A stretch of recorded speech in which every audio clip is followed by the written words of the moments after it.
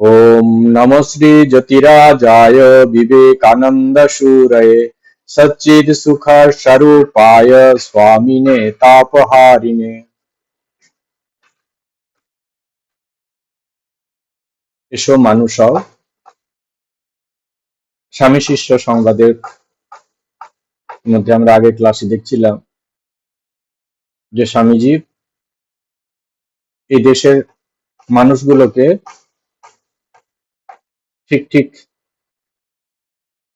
আধ্যাত্মিক ভাব নেওয়ার জন্য, তাদের জীবনযাত্রার মানকে উন্নত করার জন্য যা যা করণীয় সেটি শিষ্যকে বলছেন, যে তিনি কেন এখানে এসে তেমন উৎসাহ নিয়ে তাদের মধ্যে ইন্সপায়ারিং কথাবার্তা বলছেন না। ক্ষেত্র প্রস্তুত নয় বলে, কিন্তু তিনি উপেক্ষা করছেন না, সাধারণ মানুষকে অবহেলাও করছেন না। সাধারণ মানুষের মধ্যে সেই ভাবনাটি জাগানোর জন্য তিনি শিষ্যকে ইন্সপায়ার করছেন, যাতে শিষ্য সাধারণ মানুষের ভেতরে এই শক্তি সঞ্চার করতে পারে। সেটি শুধু শিষ্যের উদ্দেশ্যে নয়, যারা শিক্ষিত সমাজ তাদের উদ্দেশ্যে স্বামীজির এই বার্তা, তারা যেন এই সাধারণ মানুষকে, পিছিয়ে পড়া মানুষকে উৎসাহ দিয়ে তাদের ভেতরে দেবত্বকে জাগিয়ে তোলে।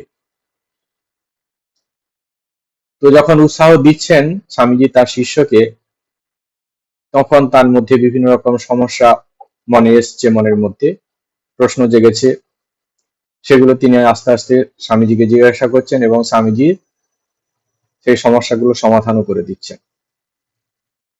প্রথমে তিনি বললেন, আপনি তো জনসাধারণের কাছে গিয়ে তাদের ভেতরে অসীম শক্তির কথা স্মরণ করে দিতে বলছেন, তাদের সেবা করতে বলছেন, তারা অন্ন বস্ত্রহীন, ও তাদেরকে সেই সব ব্যবস্থা করে দিতে বলছেন। কিন্তু আমার মধ্যে এত শক্তি কোথায়? আপনার শক্তির একাংশ যদি আমার থাকতো বা আমাদের থাকতো, তাহলে তাহলে না হলে হতো, ভাবনা চিন্তা করা যেত। সে প্রসঙ্গে স্বামীজি বলছেন যে শক্তি বাইরে কোথাও নেই, ভেতরেই আছে। যখন তুমি পরার্থে কর্ম করবে, পরের মঙ্গলের জন্য কর্ম করবে, নিঃস্বার্থ ভাবনা নিয়ে যেন জনকল্যাণ করবে, তখন ভেতর থেকে সেই শক্তি স্বমহিমায় জেগে উঠবে। এটি এই সমস্যার সমাধান হয়ে গেছে। এখন শিষ্যের মধ্যে আরেক প্রশ্ন জেগেছে, যে মশাই, আপনি তো বলছেন আমাকে, আমাদের সবাইকে উঠে পড়ে লেগে এই সাধারণ মানুষগুলোকে টেনে টেনে তোলার জন্য, কিন্তু আমার উপরে যারা নির্ভর করে আছে তাদের উপায় কি হবে? উত্তম কথা। কারণ সংসারে এরকম কিছু, সবাই তো আর স্বনির্ভরশীল নয়। তো সংসারে যে মানুষগুলো আছে তারা হয়তো ওই ফ্যামিলির বিশেষ কোনো একজনের উপরে নির্ভর করে আছে, আর এই অর্থতেই সেই সংসারটি চলতে থাকে। সেই যদি এরকম হয়, তাহলে উপায় কি হবে? স্বামীজি খুব সুন্দর কথা বলছেন, যে তুই যদি পরের মঙ্গলের জন্য তুই যখন কাজ করবি, ভগবান তো সমস্ত দায় দায়িত্ব গ্রহণ করবেন, কোনো বিপদে ফেলাবেন না, কোনো বিপদের মুখে তোদের পরিবার বা তোরা যাবি না। তারপর গীতার একটি শ্লোক বলছেন, নহি কল্যাণ কৃতকশ্চিৎ দুর্গতিং তাত গচ্ছতি। যারা কল্যাণকারী তারা কখনোই তাদের জীবনে কোনো দুর্গতি আসে না।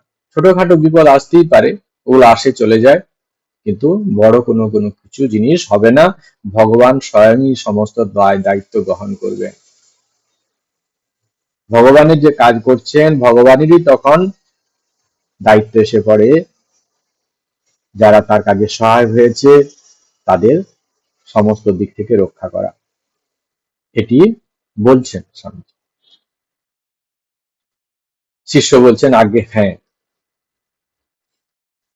স্বামীজি তারপর বলছেন, ত্যাগই হচ্ছে আসল কথা। ত্যাগী না হলে কেউ পরের জন্য ষোলানা প্রাণ দিয়ে কাজ করতে পারে না। ত্যাগী সকলকে সমানভাবে দেখে, সকলের সেবায় নিযুক্ত হয়। বেদান্তেও পড়েছিস, সকলকে সমানভাবে দেখতে হবে। তবে একটা স্ত্রী ও কয়েকটা ছেলেকে বেশি আপনার বলে ভাববি কেন? এখানে স্বামীজি বলছেন যে ঠিক ঠিক যদি তুমি ত্যাগী না হও, ঠিক ঠিক যদি ত্যাগের ভাবনা যদি না আসে আমাদের মধ্যে, তাহলে কখনোই আমরা মানুষকে সমান চোখে দেখার যে ভাবনা সেটি আসবে না। ত্যাগী হওয়া মানে কি সমস্ত রকম বাসনা শূন্য, কোন রকম বাসনা শূন্য। অর্থ কামনা, নাম যশ প্রতিপত্তি এগুলো তো আছে, এর সঙ্গে সঙ্গে কোন রকম কোন পার্সোনাল রিলেশন সেখানে নেই। যখনই কোনো পার্সোনাল রিলেশন থাকবে তখন সেখানে এই রকম ভাবনা গড়ে উঠতে পারে। তাহলে কি আমরা কাউকে ভালোবাসবো না? প্রিয়জনদের প্রতি কোনো আমাদের কর্তব্য থাকবে না? সমস্ত কিছু থাকবে, সমস্ত কিছু, সবার জন্য সবকিছু কর্তব্য করতে হবে। তার সঙ্গে সঙ্গে জনকল্যাণমূলক যে কর্তব্য সেটিও করতে হবে। আমি শুধু এইটুকু বলতে যাচ্ছেন, যদি আমরা আমাদের নিজের পরিবারের কথা বেশি মাত্রায় ভেবে ফেলি, আমাদের স্ত্রী পুত্র কন্যা এদের কথা যদি আমরা বেশি মাত্রায় ভাবি, তাহলে আমাদের ভেতরে ওই মানবিক বোধগুলো আসবে না। পরের দুঃখ আমাকে তেমন ভাবে কাঁদাবে না। এই মাইক বন্ধন আমাকে এমন ভাবে আষ্টে পৃষ্ঠে রাখবে যাতে ওই রকম কান্নাগুলো আমার হৃদয়ের ভেতরে ঢুকতে পারবে না, তাদের দুঃখ কষ্ট আমার মনকে স্পর্শ করতে পারবে না। সেটি বোঝানোর জন্যই স্বামীজি এই কথা বলছেন। সবাই প্রতি সমান দৃষ্টি, সবাই খেতে পাচ্ছে না, পড়তে পাচ্ছে না, সেই জন্য পার্সিয়ালিটি করা, একজনকে বেশি সেবা করলাম, সাহায্য করলাম, অপরজনকে নয়, এইরকম ভাবনাটি যেন আমাদের মধ্যে না আসে, সেটিকে বোঝানোর জন্যই স্বামীজি এখানে বলছেন যে ঠিক ঠিক যদি তুমি ত্যাগী না হও, তাহলে তোমার মধ্যে এইরকম সেবার ভাব আসবে না, সেখানে সাম্য ভাব আসবে না, সবার প্রতি সমদর্শিত্ব আসবে না, কারো প্রতি তোমার সেবার ভাব বেশি জেগে উঠবে, কারো দুঃখে তুমি বেশি কাতর হয়ে পড়বে, আবার কারো দুঃখ তোমাকে বিন্দুমাত্র স্পর্শ করবে না। এরপরে স্বামীজি বলছেন কি, বেদান্তেও পড়েছিস, সকলকে সমানভাবে দেখতে হবে। তবে একটি স্ত্রী ও কয়েকটা ছেলেকে বেশি আপন বলে ভাববি কেন? বেদান্তে কি বলছেন? আমাদের বেদান্ত শাস্ত্রে বলছে সর্বম খলুদম ব্রহ্ম, যা কিছু দেখছো সবই ব্রহ্ম। সবার মধ্যে সেই ঈশ্বর আছে, সকলেই তার সন্তান, যেভাবে আমরা ভাবি না কেন সবাই তারই সন্তান। আবার শ্বেতাশ্বর উপনিষদে বলা হচ্ছে যে তিনি সমস্ত কিছু হয়েছেন, তং স্ত্রী তং পুমানসী তং কুমার অথবা কুমারী তং জীর্ণদণ্ডেন বঞ্চসী তং জাত ভবসী বিশ্বত মুখম। তং স্ত্রী তং পুমানসী, তুমি হচ্ছে স্ত্রী, তুমি হচ্ছে পুরুষ, তুমি হচ্ছে বালিকা, তুমি হচ্ছে বালক, তুমি যুবক, তুমি যুবতী, আবার বৃদ্ধ অবস্থায় তুমি এই লাঠির উপর ভাত দিতে চলছো। তুমি বালক হয়েছ, তুমি জন্ম হয়েছ, সমস্ত মুখ দিয়ে তুমি খাচ্ছ, সমস্ত মুখ হচ্ছে তোমারই মুখ। সবকিছু এই বৈচিত্র্যপূর্ণ জগতের মধ্যে আমাদের যে এই যে ভেদ ভাবনা, এই যে বিভিন্ন দর্শন হচ্ছে, দৃষ্টি দোষের কারণে হচ্ছে, আসলে তুমি কিন্তু একমাত্র সত্য। তুমি সমস্ত কিছু তুমি করছো, তুমি স্ত্রী হয়েছো, তুমি পুত্র হয়েছো, তুমি কন্যা হয়েছো, তুমি প্রিয়জন হয়েছো, গরিব দুঃখীর মধ্যে তুমি আছো, বৃদ্ধ অবস্থায় তুমি লাঠির উপরে ভাত দিয়ে তুমি চলছো, তোমারই প্রকাশ ঘটছে। আমরা অজ্ঞানতার কারণে এই ভেদ দর্শন করছি, আমরা আলাদা আলাদা আমাদের বোধ হচ্ছে, আপন পর বোধ হচ্ছে আমাদের অজ্ঞানতার কারণে। আমরা সেই জায়গায় পৌঁছতে পারি না বলে, সেই জায়গায় আমাদের আমরা পৌঁছতে পারিনি বলেই আমাদের মধ্যে এই রকম ভাবনাগুলো জেগে উঠছে। এটি বেদান্তের কথা। সেটি আজ স্বামীজি কি করছেন, শিষ্যের বিবেকটি জাগানোর জন্য একবার স্মরণ করে দিলেন।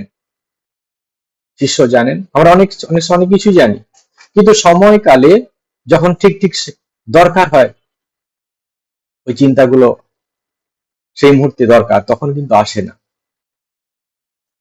যে সময় যে জিনিসটা আসার দরকার সেই সময় আসে না, তখন কি হয়, একটু স্মরণ করে দিলে তখন বিবেকটা জেগে ওঠে, হ্যাঁ তাই তো। এখানে স্বামীজি শিষ্যের সে বিবেকটিকে জাগানোর জন্য, তার মধ্যে যে অজ্ঞানতা এখনো কাজ করছে সেটিকে সেখান থেকে কাটিয়ে নেওয়ার জন্য তিনি কি করছেন, ইন্সপায়ার করছেন।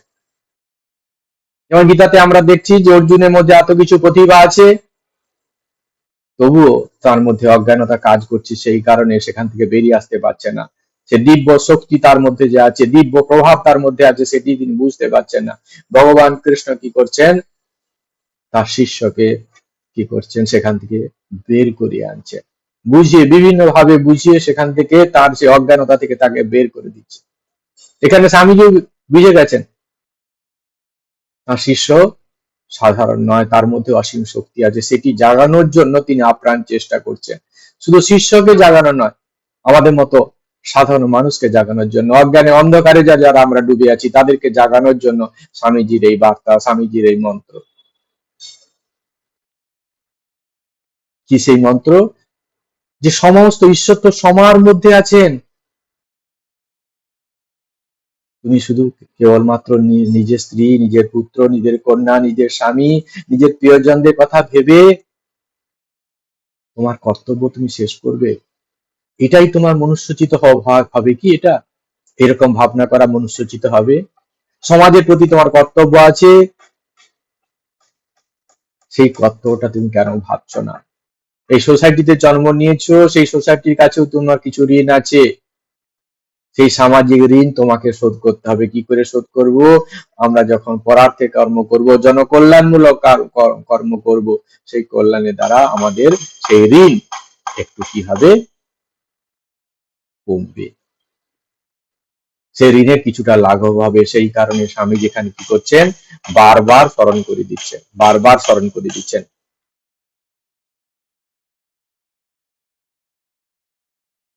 এরপরে তিনি বলছেন, তোর দ্বারে স্বয়ং নারায়ণ কাঙাল বেশে এসে অনাহারে মৃতপ্রায় হয়ে পড়ে রয়েছেন। তাকে কিছু না দিয়ে খালি নিজের ও নিজের স্ত্রী পুত্রদের উদর নানা প্রকারে চর্বচস্য দিয়ে পূর্তি করা, সে তো পশুর কাজ। বলছে দেখ, তোর দ্বারেই নারায়ণ এসে কি করছে, মৃতপ্রায় হয়ে পড়ে আছে। জগতে সবার মধ্যে সে নারায়ণ আছেন, দুঃখীর মধ্যেও নারায়ণ, আর যিনি সুখে আছেন তার মধ্যেও নারায়ণ, চোরের মধ্যেও নারায়ণ আছেন, সাধুর মধ্যেও নারায়ণ আছেন, সবার মধ্যে সেই ভগবান স্বমহিমায় তিনি বিরাজিত, স্বমহিমায় বিরাজিত।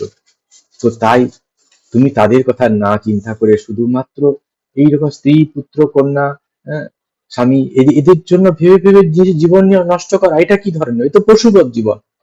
শুধু নিজের পরিবার কি করে ভালো খাবে, ভালো করবে, তাদের শুধু সুখ স্বাচ্ছন্দ্যের কথা ভাববো, আর সমাজের যে আমরা এসেছি সেই সমাজের কথা কোনো ভাববো না, সমাজের মানুষগুলো যারা খেতে পাচ্ছে না, পড়তে পারছে না, তাদের কথা ভাববো না। এটা কি ধরনের জীবন? এটা একটা স্বার্থপরতা। ভগবান এই জীবনে তোমাকে এরকম পরিবেশে এনেছে, এরকম পড়াশোনা করে এরকম ভালো চাকরি বাড়ি করে দিয়েছে, সেই কারণে তুমি হয়তো অনেক টাকা পয়সা, অর্থ ইনকাম করছো। যাকে, যে আজ খেতে পাচ্ছে না, পড়তে পারছে না, ভগবান তো সেই জায়গায় তোমাকেও রাখতে পারত।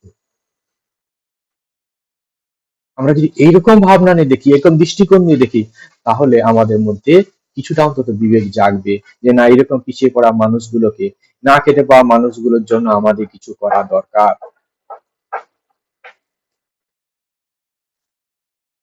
রবীন্দ্রনাথের সেই কবিতা দেবতার বিদায়, সেখানে বলছেন, জগতে দরিদ্র রূপে ফিরি দয়া তরে, গৃহহীনে গৃহ দিলে আমি থাকি ঘরে। ভগবান চারদিকে এইরকম সাধারণ মানুষের বেশি ঘুরে বেড়াচ্ছেন। তুমি ভগবানের জন্য মন্দির তৈরি করে দিয়েছো, মন্দির মসজিদ তৈরি করে আমরা কি করছি, ভগবানকে সেখানে স্থাপন করছি, আল্লাহকে সেখানে স্থাপন করছি, কিন্তু তিনি তো ওখানে থাকেন না। তিনি কাঙ্গাল বেশে যেখানে দুঃখী খেতে পাচ্ছে না, পড়তে পারছে না, সেখানেই তিনি আছেন।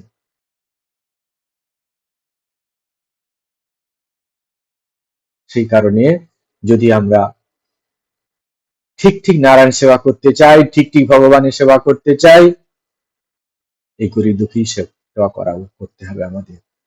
এদের মধ্যেই সাক্ষাৎ শ্রী নারায়ণ আছে, এদের সেবা করা, এই গরিব দুঃখীদের সেবা করাই হচ্ছে নারায়ণের সেবা করা। সেই কারণে তো স্বামীজি বলছেন কি, জীবে প্রেম করে যেই জন, সেই জন সেবিছে ঈশ্বর। ওই যে মন্দিরে যে আছে, মন্দির যে শিব আছে, শিব পুজো যে করে, সেটা প্রথম প্রথম অবস্থা সাধনা। যে মন্দিরের বাইরে যে সচল শিব না খেয়ে না না পড়তে পেয়ে ঘুরে বেড়াচ্ছে, যিনি তাদের মধ্যে তাদের সেবা করেন, তিনি হচ্ছেন ঠিক ঠিক তার শিব শিব পুজো সার্থক। শিব তখনই তুষ্ট হন যখন এই না খেতে পাওয়া মানুষগুলো মন্দিরের চারপাশে যারা ঘুরে বেড়াচ্ছে, সমাজের বুকে যারা ঘুরে বেড়াচ্ছে, তাদের যারা কল্যাণ চিন্তা করে, তাদের খাওয়া পড়ার দিকে চিন্তা করে, শিব তাতেই বেশি তুষ্ট হন। আমাদের ভাবনাকে চেঞ্জ করতে হবে। বয়সের সঙ্গে সঙ্গে আমাদের মনে যে উত্তরণ না হয়, আমরা যদি শুধু স্বার্থপর হয়ে যাই, শুধু আমিও আমার করে বেড়াই, তাহলে তো আমাদের কোনো মানসিক উত্তরণ হলো না। যেমন এসছিলাম তেমন হয়ে চলে গেলাম। হয়তো আমি ন্যায় পথে অর্থ উপার্জন করেছি, আমি কোনো অসৎ উপায়ে অর্থ উপার্জন করিনি, আমি অপরের কোনো ক্ষতি করিনি, সব ঠিক আছে, কিন্তু এটা তো বেস্ট হলো না, ভালো জীবন হলো না। ভালো জীবন যদি আমরা করতে চাই, তাহলে কি করতে হবে, এই রকম কাজের ফাঁকে ফাঁকে আমাদের এইরকম সমাজ কল্যাণমূলক কাজ করতে হবে। যারা খেতে পাচ্ছে না, পড়তে পারছে না, তাদের জন্য একটু ভাবতে হবে।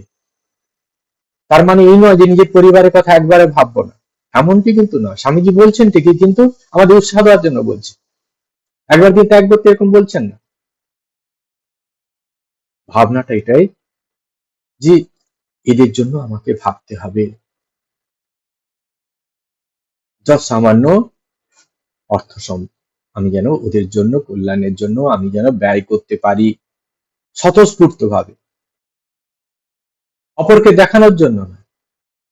অপরকে দেখানোর জন্য আমরা অনেক অনেক কিছু করতে পারি, কিন্তু নিঃস্বার্থ ভাবনা নিয়ে, কোন রকম পাওয়ার বাসনা নেই, কোনো প্রশংসা পাওয়ার জন্য নয়, বা অন্য কোনো কিছু ভাবনা আমার মধ্যে নেই, কোনো স্বার্থের ভাবনা নেই। নিঃস্বার্থ ভাবে শুধু ওদের দুঃখে দুঃখী হয়ে যেন আমরা সেবা করতে পারি। স্বামী যেটা বারবার বোঝাতে চাচ্ছেন, সেই কারণে তিনি এই প্রসঙ্গটাকে ঘুরিয়ে ঘুরিয়ে ঘুরিয়ে শিষ্যের মাথায় ঢোকানোর চেষ্টা করছেন। এরপরে শিষ্য বলছেন, মহাশয়, আপনি যা বলছেন সব সত্য, কিন্তু পরার্থে কাজ করতে সময় সময় বহু অর্থের প্রয়োজন হয়। আপনি বলছেন ঠিকই, কিন্তু এর জন্য অনেক অর্থেরও প্রয়োজন হতে পারে, কোথা পাবো? স্বামীজি বলছেন, বলি যতটুকু ক্ষমতা আছে ততটুকু দিয়ে আগে কর না। যেটুকু তোমার টাকা পয়সা আছে সেটা দিয়ে শুরু করো। আর যদি টাকা পয়সা নাই বা থাকে, মানুষের বিপদের সময় তো দুটো তাকে যে মিষ্টি কথা বলতে পারি, তাকে দুটো সৎ উপদেশ দিতে পারি, এটা তো আমরা করতে পারি। এর জন্য তো টাকা পয়সা লাগবে না। স্বামীজি বলছেন, এই সৎ উপদেশ দেওয়ার জন্য কি তো টাকার দরকার হবে? পরের দুঃখের সময় আমরা কি করি, পরে বিপদের সময় আমরা পাশে দাঁড়ানোর প্রয়োজন মনে করি না। সব আমরা সমাজবদ্ধ জীব, একে অপরের উপর আমরা কোনো না কোনো ভাবে আমাদের একটা সম্পর্ক আছে, আমাদের প্রয়োজন হয়েই যায়। অন্তত সেইটুকুর কথা ভেবেও আমি অন্তত অপদের বিপদের সময় কাছে দাঁড়াই, সে মানসিকতাও আমাদের হয় না, সে মানসিকতা আমাদের জন্মায় না যে অপদের বিপদের সময় তার পাশে দাঁড়াতে হয়। সেই কারণে স্বামীজি সেই বিবেক বোধ তিনি বুঝেছেন সমাজ, আমাদের সমাজ জীবনের অবস্থা, আমাদের সাধারণ মানুষের মনের স্তর, সেই কারণে তিনি সেই বিবেক বোধটাকে জাগানোর চেষ্টা করছেন, এবং জাগানোর চেষ্টা করছেন বলেই তিনি শিষ্যের মাধ্যমে এই মেসেজগুলি আমাদের সামনে তিনি দিচ্ছেন। আমরা দুটো সৎ কথা বলতে পারি, তার জন্য অর্থ লাগবে না। আমরা যা কিছু শুনছি, গুরুস্থানের ব্যক্তিগত যা শুনছি, আমরা শাস্ত্রাদি পড়ে যেটুকু বুঝেছি, সে কথাগুলো তাদের সামনে বলতে পারি। ওই দুঃখের সময় তার মনটা একটু ভালো লাগবে। এটা খুব দরকার। বিপদের সময় সমব্যথী হৃদয় নিয়ে দাঁড়ানো একটা অতি মহৎ কাজ। স্বামীজি সেই কারণে সেটি শিষ্যকে জানিয়ে দিচ্ছেন, তা স্মরণ করিয়ে দিচ্ছেন, সঙ্গে সঙ্গে আমাদের উদ্দেশ্যেও এই মেসেজ তার। আমরা যেন এই ভাবনাগুলোকে নিজের জীবনে নিয়ে এসে আমাদের জীবনটিকে ঠিক এইভাবেই আমরা কাটাতে পারি, আমাদের জীবনটি এইভাবে কাটাতে পারি স্বামী যেমন চাচ্ছেন। শিষ্য বলছে কি, আজ্ঞে হ্যাঁ তা পারি। স্বামীজি, হ্যাঁ পারি কেবল মুখে বললে হচ্ছে না, কি পারিস তা কাজে আমায় করে দেখা, তবে তো জানবো যে আমার কাছে আসা সার্থক হয়েছে। তুই মুখে হ্যাঁ বুঝেছি বললে হবে না, তোমাকে নিজে কাজে দেখাতে হবে সেটি। আর যদি তুমি কাজ করে দেখাতে পারো, তবেই বলবো যে তোমার আমার কাছে আসা সার্থক। আমরা অনেক সময় সাধুদের কাছে যাই, অনেক প্রশ্ন করি, সাধুদের কাছে গেলে প্রশ্ন করতে হয়, কিছু জানতে হয়, এই কারণে প্রশ্ন করি। কিন্তু তিনি যে পরামর্শগুলো দেন সেগুলো নিজের জীবনে আমরা কখনো অনুশীলন করি না, সবাই আমরা করি না। আমাদের ভাবতে হয় যে একটা মূল্যবান সময় সাধুর আমি নষ্ট করে তার কাছে কিছু কথা শুনলাম, সেগুলো যদি না আমি পালন করি, তাহলে তার সময় নষ্ট করার কোনো অধিকার আমার নেই। এতে আমারও ক্ষতি হলো, আর তারও একটা মূল্যবান সময়টা আমি নষ্ট করলাম। কিন্তু উচ্চ আদর্শ নিয়ে জীবন কাটানোর জন্য সমস্ত কিছু ছেড়ে এসছেন, তার সময় নষ্ট করার অধিকার আমার কিন্তু নেই। যদি মনে হয় যে হ্যাঁ সে কথাগুলো আমার মনোভূত হয়নি, তাহলে কোনো কিছু প্রশ্ন জানার আগে কার কাছে গেলে আমার সব থেকে ভালো, কাকে আমি আমার জীবনে আদর্শ বলে ভাববো, সেরকম মানুষের কাছে যেই আমার জীবনের সমস্ত কথাগুলি বলা উচিত। যখন যা সমস্যা আসবে একমাত্র তার কাছে গিয়েই জানা উচিত। অশ্রদ্ধার ভাব নিয়ে গেলে তো যেমন আমাদের কোনো কিছু কল্যাণ হবে না, তেমনি সবার কাছে গিয়ে প্রশ্ন করেও আমাদের কোনো লাভ নেই, যদি আমরা সেগুলো যা শুনেছি সেগুলো দিয়ে নিজের জীবনে কাজে না লাগাই। সেই কারণে স্বামীজি বলে দিচ্ছেন যে তুই যদি এগুলো করে দেখাতে পারিস, তবেই বলবো যে আমার কাছে আসা সার্থক হয়েছে। লেগে যা, কদিনের জন্যই বা জীবন। উৎসাহ দিচ্ছেন যে কদিন আমরা বাঁচবো, লেগেছে না, ভালো কাজ কর। জীবন তো একটা পদ্মপত্র পাত্রের মধ্যে জল, মানে এর মধ্যে জলের মধ্যে টলমল টলমল করছে, আজকে আছি কাল নেই। তো এর জন্য এত কিছু করা, ভাবা করার কিছু দরকার নেই, ভাবনা চিন্তা করার কোনো কিছু দরকার নেই। জগতে যখন এসেছিস তখন একটা দাগ রেখে যা। স্বামীজি কত বড় কথা বললেন যে জগতে যখন এসেছি একটা ভালো কিছু করে যা, এই শরীরটা একদিন যাবেই। যতই আমরা যত্ন করি, যতই সেবা করি না কেন, যত সুস্থ রাখার চেষ্টা করি না, ভালো মন্দ খাই যাই কিছু করি না কেন, একদিনই যাবে, এ শরীর যাবেই যাবে। যদি মহৎ কাজে এটাকে লাগাতে পারি, তাহলে ভাববো যেটা কিছুটা ভালো কিছু হলো, একটা ভালো কিছু করে যেতে পারলো এই শরীরটা। নতুবা গাছ পাথরও তো হচ্ছে, মরছে। এইরূপ জন্মতে জন্মাতে মরতে মানুষ কখনো ইচ্ছা হয় কি? এইরকম জন্মাতে এবং মরতে মানুষের কখনো ইচ্ছা হয় কি? স্বামীজি বলছেন যে দেখ, এই গাছ পাথর এগুলো সব জড়ের মতো জীবন, জড়বৎ জীবন কাটানো, এর মূল্য কি থাকলো? আমরা যদি এরকম মনুষ্য শরীর পেয়ে, মনুষ্য জীবন পেয়ে আমরা যদি এইরকম গাছ পাথরের মতো জীবন কাটাই, কোন রকম চেঞ্জ নেই, তাহলে জীবনের কি উত্তরণ হলো? যেমনটি এসেছিলাম তেমনটি চলে যাচ্ছি, তাহলে জীবনের কি উত্তরণ হলো? জীবনে তো কোনো উত্তরণ হলো না। তাহলে জীবনের উত্তরণ কি হবে? আমার কার্যের মধ্যে দিয়ে প্রকাশ পাবে। আমি আমার ব্যক্তিগত চিন্তার মধ্যে, আমার ব্যক্তিগত স্বার্থ, আমার পরিবারের কথা ভেবে যদি আমার জীবনকে কাটিয়ে দেই, এটা তো সাধারণ মানুষের স্তর হলো। সাধারণ মানুষ এরকম ভাববে, তুমি যে অসাধারণ, তোমার আচার আচরণ কর্মের মধ্য দিয়ে তা প্রকাশ পাবে। সেই কারণে স্বামীজি এখানে তাকে পরহিতায় পরসুখায় জীবন পাঠ করতে বলছেন, নিজের ব্যক্তিগত স্বার্থের জন্য। আমাদের সমস্ত কিছু যে জন্ম, স্বামীজি বলছেন জন্ম থেকে তুমি মায়ের কাছে বলি প্রদত্ত, সরস মন্ত্র তো স্বামীজি বলছেন। আমাদের সমস্ত কিছু পরহিতায় পরসুখায়, আমার নিজের ব্যক্তিগত সুখের জন্য কোনো কিছু না। ভগবান যেন আমাদের জীবনটাকে পাঠিয়ে দিয়েছেন এই জীবন, মনুষ্য জীবনের উদ্দেশ্যকে সফল কাম করতে। আর তখনই সেটি সফল কাম হবে যখন আমরা পরার্থে, পরের কল্যাণের জন্য নিজের জীবনটাকে উৎসর্গ করতে পারবো, কিছু সময় সংস্কারমূলক কাজ করে যেতে পারবো, পরের দুঃখে দুঃখী হতে পারবো, পরের সুখে সুখী হতে পারবো। সেটাই যথার্থ জীবন। না হলে নিজে খাওয়া, নিজের পড়া, নিজের পরিবারের কথা ভাবা, আর সময় হলে চলে যাওয়া টুকটুক, ব্যাস, এটা জীবন বলে না, এটা জীবন বলে না। সেই কারণে স্বামীজি ধরে ধরে ধরে ধরে আমাদের সাধারণ মানুষকে তিনি শেখানোর চেষ্টা করছেন যে জীবনটা কেমন হওয়া উচিত, জীবনের উদ্দেশ্য কি হওয়া উচিত, তুমি কোন পথে যাচ্ছ, আর কি তোমার করা উচিত, তুমি ভেবে নাও।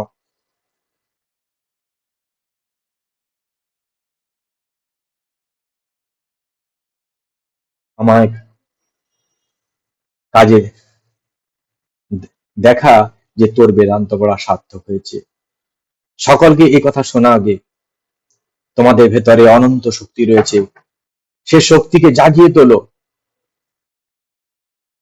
স্বামীজি কি বলছেন যে আমি ভাববো, আমি বুঝবো তোর বেদান্ত পড়া সার্থক হয়েছে, যে বেদান্তে যে মর্মার্থ তুই ঠিক ঠিক বোধগম্য করতে পারছিস, যখন প্র্যাকটিক্যাল লাইফে তোর তার ইমপ্লিমেন্টেশন আমি দেখতে পাবো, তার প্রয়োগ, ব্যবহারিক প্রয়োগ আমি বুঝতে পারবো তুই ঠিক ঠিক কতটা বেদান্ত শাস্ত্র অধ্যয়ন করেছি, বা ঠিক ঠিক তুই কতটা বুঝেছি। তো বেদান্ত পড়া সার্থক তখনই হবে যখন তুই কি করবি, ধরে ধরে যে যাবি, সাধারণ মানুষকে বলবি যে তোমরা ঘুমিয়ে থাকো না, তোমার মধ্যে অসীম শক্তি আছে, আজকে পিছিয়ে পড়েছো ঠিকই, কিন্তু তুমি চেষ্টা করো, তুমি জেগে উঠবে, তোমার মধ্যে অসীম শক্তি আছে, জাগো, তুমি ভয় পেও না, জীবনে তুমি সমস্ত কিছু করতে পারো। এই মহান কথাগুলো তাদের মধ্যে, যারা যারা ঘুমিয়ে আছে, এই জাগানিয়া বাণী শুনে তারা উঠবে, তারাও ভাববে হ্যাঁ আমি কিছু করতে পারি, আমার মধ্যে শক্তি আছে। যে আত্মবিশ্বাস তারা হারিয়ে ফেলেছে, এই শক্তি দায়ী, এই প্রেরণা দায়ী বাণী শোনার পরে তারাও জেগে উঠবে, তারাও বাঁচার আলো খুঁজে পাবে। স্বামী চাইছেন এই সাধারণ মানুষকে তাদের নিদ্রিত অবস্থা থেকে, তাদের তমগুণ যে রূপ যে অবস্থা, সেখান থেকে কাটিয়ে তুলতে স্বামীজি চাইছেন। তাই শিষ্যকে তিনি মাধ্যম করে জনসাধারণের কাছে, শিক্ষিত সমাজের কাছে স্বামীজির একটাই বাণী, এইরকম সাধারণ মানুষগুলোকে জাগিয়ে তোলো, তারাও তোমার সমাজের অঙ্গ, তারাই তোমাদের ভাই, তোমার এক ভাইকে ছেলে তুমি কখনোই এগোতে পারবে না। সেই কারণে স্বামী সরস্বতী মধ্যে বলছে অজ্ঞ মুচি মেথর তোমার ভাই, মূর্খ তোমার ভাই, সবাই সবাই আমাদের, বসুধৈব কুটুম্বকম, সবাই আমরা একই পরিবারের। আমরা আসছি এ সংসারে, আমরা এই সংসারে চলে যাব, কিছু মহান কিছু করে যাব, মহৎ কিছু করে যাব। স্বামীজি সেই আদর্শে আমাদেরকে অনুপ্রাণিত করার চেষ্টা করছে, ভেতর থেকে তিনি চেষ্টা করছেন আমাদের ভেতরে ওই বাণীটি জাগাতে, ওই শক্তিটা জাগাতে, যাতে আমরা আমাদের হারিয়ে যাওয়া আমিকে খুঁজে পাই, আমাদের সেই মহান শক্তিকে আমরা খুঁজে পাই, এবং সেই শক্তিকে কাজে লাগিয়ে যারা সমাজে কোনো কিছু করতে পারছে না, যারা নিজেকে হীনমন্যতার,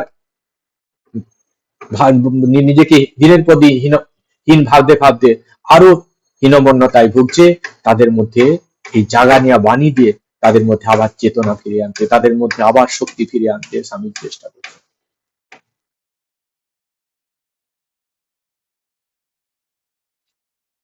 নিজের মুক্তি নিয়ে কি হবে, স্বামীজি বলছেন এরপর নিজের মুক্তি নিতে হবে, মুক্তি কামনা মহাস্বার্থপরতা, ফেলে দে ধ্যান, ফেলে দে মুক্তি ফুক্তি, আমি যে কাজে লেগেছি সেই কাজে লেগে যা। স্বামীজি এতই ভাবাতুর হয়ে গেছেন, তিনি কি করছেন যে মুক্তি ফুক্তি ওসব স্বার্থপরতা, ওসব ভাবার দরকার নেই, ও ফেলে দে ওসব, ধ্যান করা, মুক্তির চিন্তা করা, এসব স্বার্থপরতা, আমি যে কাজ করছি সেই কাজে লেগে যা। আমার কাজে সহায়ক হো। এটাই ঠিক ঠিক ধ্যান, এটাই তোমার মনুষ্য জীবনের উদ্দেশ্য। আবার আসবো, আবার দিন আরেক জীবনে সেটা হবে, করা যাবে, তখন ধ্যান ফ্যান মুক্তিকর চিন্তা করা যাবে। এই জীবন আমরা এটা মহান কাজ করে যাব। এই জীবনে এসে যখন দেখলাম যে সাধারণ মানুষগুলো খেতে পাচ্ছে না, পড়তে পারছে না, বিদেশি শাসনে তারা নিজেদের মেরুদণ্ড হারিয়ে ভেঙে ফেলেছে, নিজেদের শক্তি কথা ভুলে গেছে, আজকে তাদেরকে জাগা নিয়ে বানিয়ে দিয়ে তাদের মধ্যে সেই শক্তিকে আগে জাগাতে হবে। তারা যখন স্বস্তির হয়ে আবার শক্তি পাবে, আনন্দে জীবন যাপন করবে, তখনই হবে ঠিক ঠিক অনুকূল পরিবেশ। আর সেই অনুকূল পরিবেশে আমরাও নিজের জীবনের উদ্দেশ্য তখনই ঠিক ঠিক ভাবতে পারবো, আমরা নিজের উদ্দেশ্য খুঁজে পাবো। মন্দিরে জপ ধ্যান করে যা উপকার না হয়, এইরকম সাধারণ মানুষকে, এইসব পিছিয়ে পড়া মানুষগুলোর কথা ভাবলে, তাদের কল্যাণে কাজ করলে, তার থেকে অনেক বেশি মনের মধ্যে শক্তি আসে। নিঃস্বার্থ ভাবনা নিয়ে কাজ করলে অসীম শক্তি আসে ভেতরে। সে সবাক হয়ে শুনতে লাগলেন। স্বামীজি বলছেন, তোরা ওই রূপে আগে জমি তৈরি করগে, আমার মতো হাজার হাজার বিবেকানন্দ পরে বক্তৃতা করতে নরলোকে শরীর ধারণ করবে, তার জন্য ভাবনা ভাবনা নেই। এরপর স্বামীজি কি বলছেন, যে আমি যেটা করছি এটা হচ্ছে সেই জমি তৈরি। আমার উচ্চ কথা বলতে পারছি না, কারণ তারা না খেতে পেয়ে, না পড়তে পেয়ে, দিনের পর দিন যে হীন ভাবতে ভাবতে তাদের সমস্ত কিছু দুর্বলতা তাদের মধ্যে গ্রাস করেছে। দুর্বলতা, সেই দুর্বলতা থেকে তাকে বের করার আগে দরকার। তোরা এটা এই জমিটা তৈরি করে দে, তাদেরকে রেডি করে, তখন আমি থাকি না থাকি কোনো চিন্তা করিস না। কত বিবেকানন্দ এই সমাজের বুকে আবার নেমে আসবে, আবার এই সমাজে জন্ম নেবে অনেক বিবেকানন্দ।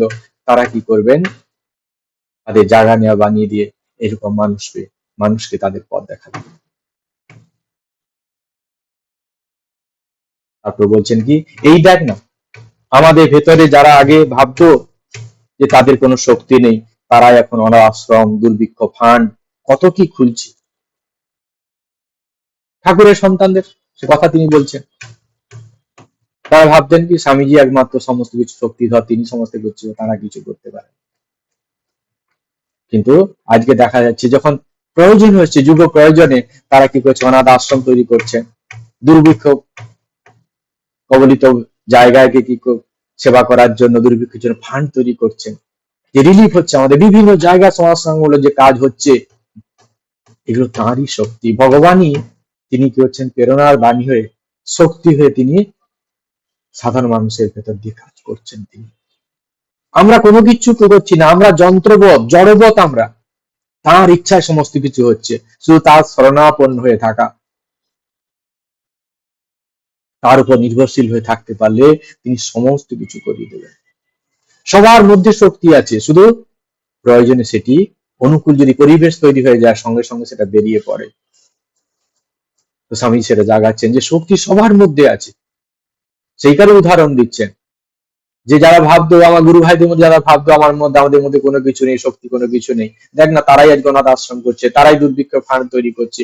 এই যে আইডিয়া গুলো ভেতরে আসছে, কোথা থেকে এসছে, এটা নিয়ে চিন্তা ভাবনা করছে, তার ভেতরে শক্তি আছে, তাই তো বড় বড় কাজগুলো তারা করতে পারছে।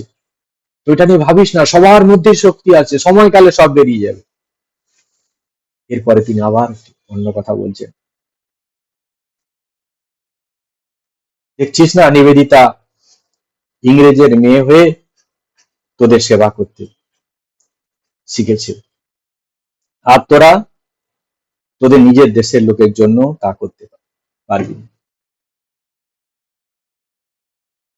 এটা কত গভীর কথাবার্তা।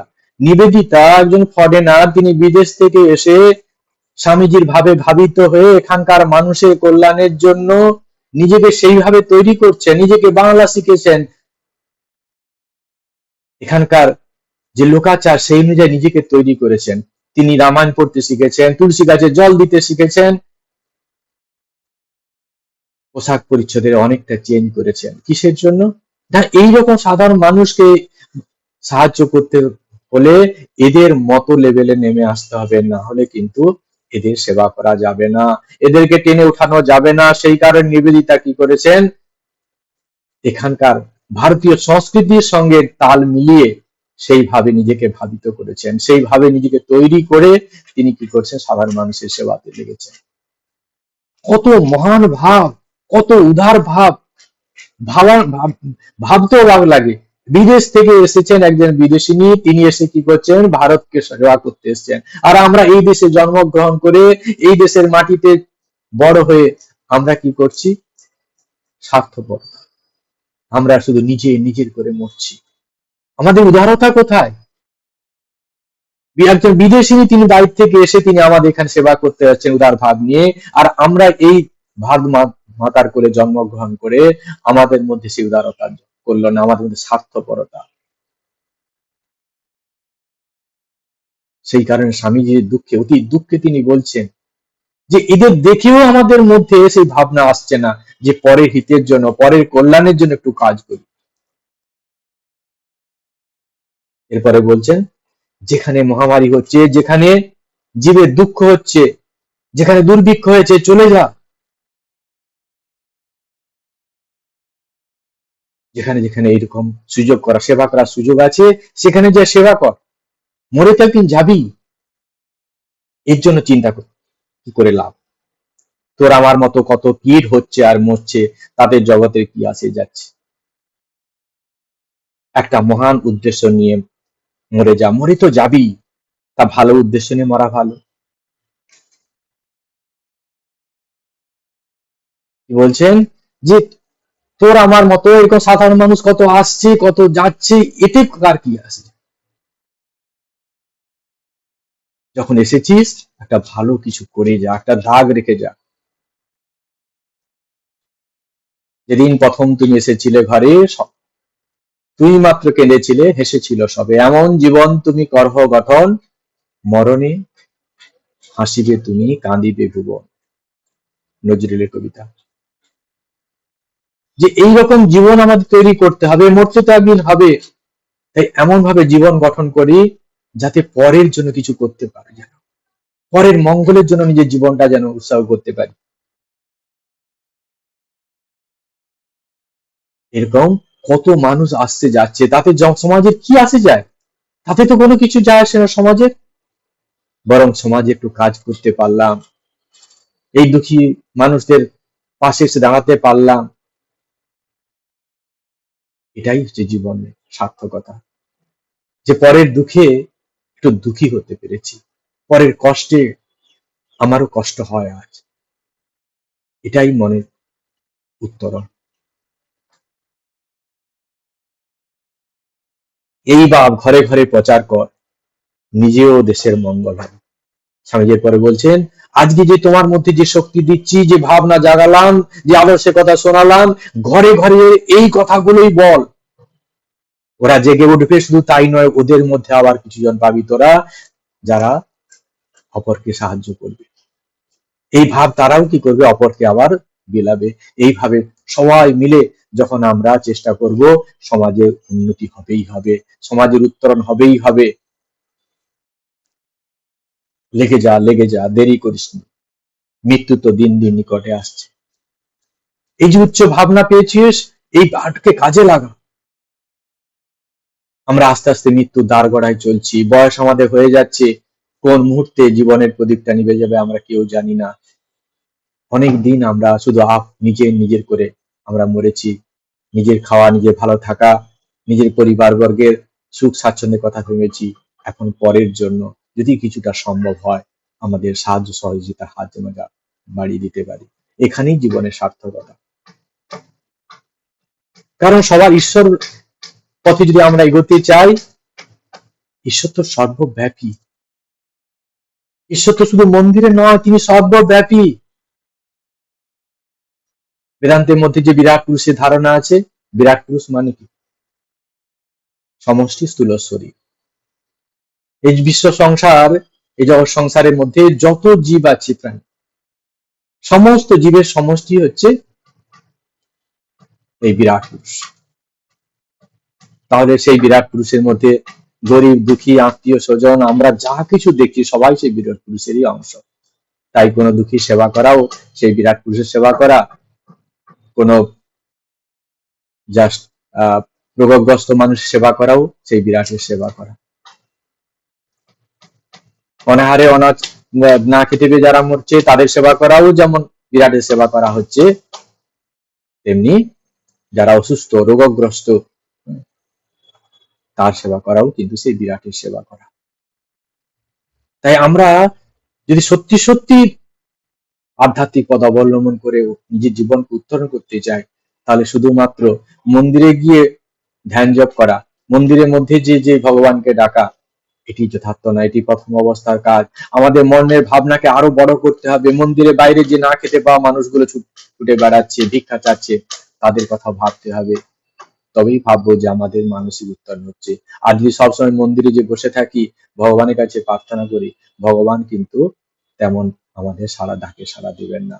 আর যদি আমরা এইরকম মানুষের, ভগবান মন্দিরে তো যাবোই, আমরা মন্দিরে যাবো না এমন নয়, মন্দিরে যাবো সঙ্গে সঙ্গে এই যে আদর্শের কথা স্বামীজি আজকে শেখালেন, বেদান্তের যে হাইয়েস্ট কথা তিনি আজকে বোঝালেন সুন্দর করে সহজ সরল ভাবে, সেটিকে আমাদের জীবনে, আমাদের কর্মজীবনের মধ্যে, আমাদের ব্যবহারিক জীবনের মধ্যে সেটিকে নিয়ে আসতে হবে।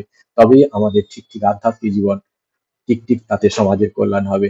আর ঠিক সেটাই হবে আমাদের মনুষ্য জীবনের সব থেকে বড় উত্তরণ, সব থেকে বড় পাওয়া। আজকে এই পর্যন্ত। ভালো থাকুন, আনন্দ থাকুন। ওম শান্তি শান্তি শান্তি। হরি ওম তৎসৎ। শ্রীরামকৃষ্ণার্পণমস্তু।